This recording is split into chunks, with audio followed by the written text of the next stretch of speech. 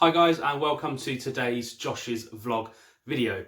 Today's video we're going to be talking a little bit about heroes. Now I imagine all of us, if not most of us, at some time in our lives have aspired to be a superhero.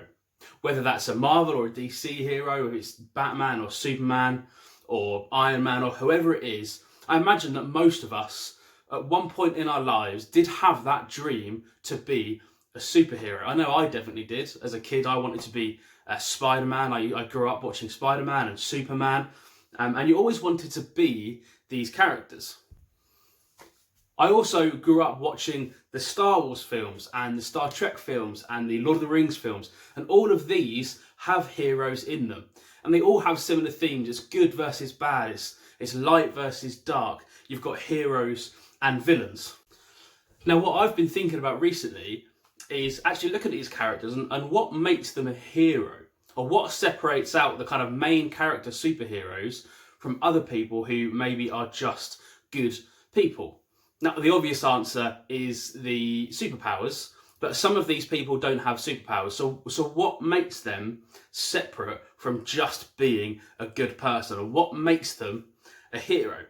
Now, I want you just to take a moment to think about your favourite superhero, whoever that is, or if it's Marvel or DC or anything else. Just think about your favourite superhero or film hero and have a think about what it is that makes them a hero. What separates them out from just being a good person? That thing that if they didn't do or didn't have, they wouldn't be a hero.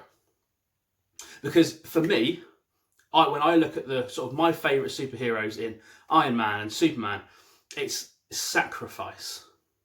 It's all well and good having these powers and using them to do good, but I think what separates out the best heroes or the superheroes from just being kind of good people is a willingness to sacrifice. And you don't have to look far to see. I've got a list here because I know that I'd forget.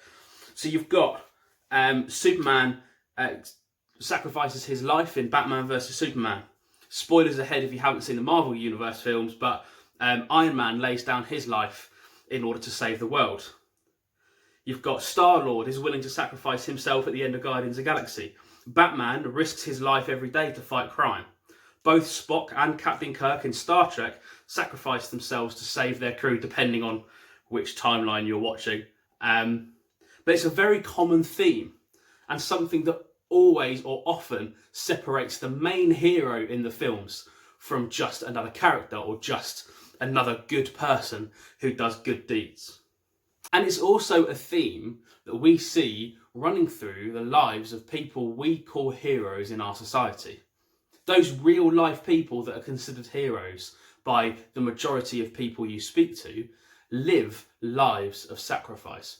Now, we're not just talking about those people who lay down their lives as effectively is the ultimate sacrifice, but those people who live lives of sacrifice, those people who every day sacrificed elements of their own lives, elements of their freedom for the good of a cause or for the good of the world or for the good of a specific set of people. People like Mother Teresa or Nelson Mandela or Martin Luther King, people who sacrificed their freedoms, sacrificed daily elements of their lives for the good of a cause they believed in. And obviously, we see this in the gospel as well. The gospel story is a story of sacrifice from start to finish. It's the ultimate superhero story. Someone whose life from the beginning was set out to save us and ultimately ended in the greatest sacrifice to suffer and die for the good of everyone on the earth. There's no flash, there's no costume, just a life lived in its entirety for the good of people. And the only aim was to meet people, to teach people, to heal people, and to save people. Now, for us, as we're kind of striving, I guess, to be heroes, especially when we're younger and often now as adults, we don't need to look any further than the gospel story to see the perfect template of how to be a hero. We don't need to look for anyone else to see what a hero should look like, because the perfect template of a hero is given to us in the gospel stories, and it's shown to us by Jesus.